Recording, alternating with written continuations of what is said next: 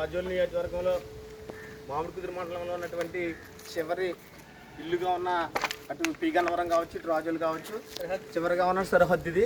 దాదాపు ఇక్కడ ఎస్సీ ఎమ్మెల్యేలు 3 సార్లు అధికారంలోకి రావడం జరిగింది. 2 సార్లు రాపాక వరప్రసాదరావు గారు, అలాగే ఒకసారి గొల్లపల్లి సూర్యరావు గారు అధికారంలోకి వచ్చినా కూడా ఈ ఎస్సీ ఏరియాలో ఉన్నటువంటి సరిహద్దులో ఉన్నటువంటి ఈ ఇల్లు లోన్లు కానీ, హౌస్ లోన్లు కానీ, లేకపోతే రోడ్లు కానీ, డ్రైనేజ్ కానీ, మంచినీరు కానీ 15 సంవత్సరాలు దళిత ఎమ్మెల్యేలుగా ఉండి కనీసం వాటర్ ఫెసిలిటీస్ కూడా కల్పించినటువంటి ఎమ్మెల్యేలు ఖచ్చితంగా ఈ మళ్ళీ పోటీ చేస్తూ ఉన్నారు.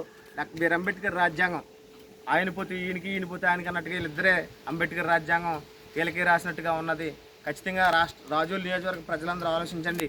మన విద్యావంతుడైనటువంటి దేవ వరప్రసాద్ గారు ఒక రిటైర్డ్ ఐఏఎస్గా మరి ఆయన సేవలు అందించి తన ఉద్యోగ వివరణ అనంతరం మరి రాజకీయాల్లోకి వచ్చి జనసేన పార్టీ అధినేత పవన్ కళ్యాణ్ గారి చేతుల మీదుగా బీఫామ్ తీసుకుని రాజోల్ నియోజకవర్గంలో ఒక ఉన్నత విద్యావంతుడిగా ఆయన ఎమ్మెల్యే అభ్యర్థిగా పోటీ చేస్తూ ఉన్నారు.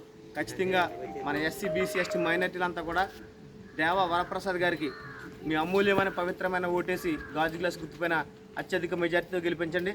అలాగే కోనసీమ ముద్దుబిడ్డ దివంగత నేత ప్రియతమ నాయకుడు జిఎంసి బాలయోగ్ గారు వారి కుమారుడు హరీష్ మాధురి గారు పార్లమెంట్ అభ్యర్థిగా సైకిల్ గుర్తుపైన మీ ఓటు వేసి అత్యధిక మెజార్టీతో గెలిపించాలని మీ అందరికి విజ్ఞప్తి చేస్తూ సెలవు తీసుకుంటా ఉన్నాను.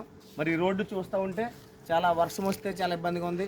ఇలా మన వృద్ధులు కానీ, మన పెద్దలు కానీ ఇలా నడిచి వెళ్ళేటప్పుడు మరి జారి పడిపోయి కూడా చాలా ఇబ్బందులు పడారని మనకి తెలిసింది. ఖచ్చితంగా మన గవర్నమెంట్ వచ్చిన తర్వాత ఇప్పటివరకు ఈ వైఎస్ఆర్ కాంగ్రెస్ పార్టీలో ఏవైతే ఎస్సీ కార్పొరేషన్, మాల కార్పొరేషన్ అని పెట్టి ₹1 కూడా ఇవ్వలేదు, మాదిక్ కార్పొరేషన్ పెట్టి ₹1 కూడా ఇవ్వలేదు, అలాగే రెల్లి కార్పొరేషన్ పెట్టి ₹1 ఇవ్వలేదు, సబ్సిడీ లోన్లు పెట్టి ₹1,25,000 కోట్ల ₹1 కూడా ఇవ్వకుండా ప్రతి ఒక్కరిని కూడా మరి దళితుల నోట్లు మట్టి కొట్టిన ప్రభుత్వం ఏదైనా ఉందంటే వైఎస్ఆర్ కాంగ్రెస్ పార్టీ ప్రభుత్వం. ఖచ్చితంగా రేపు ఎన్డీఏ ప్రభుత్వం రాబోతా ఉంది.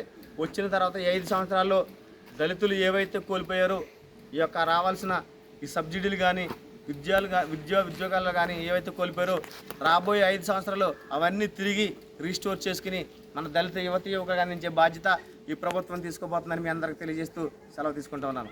జై ఎన్డీఏ.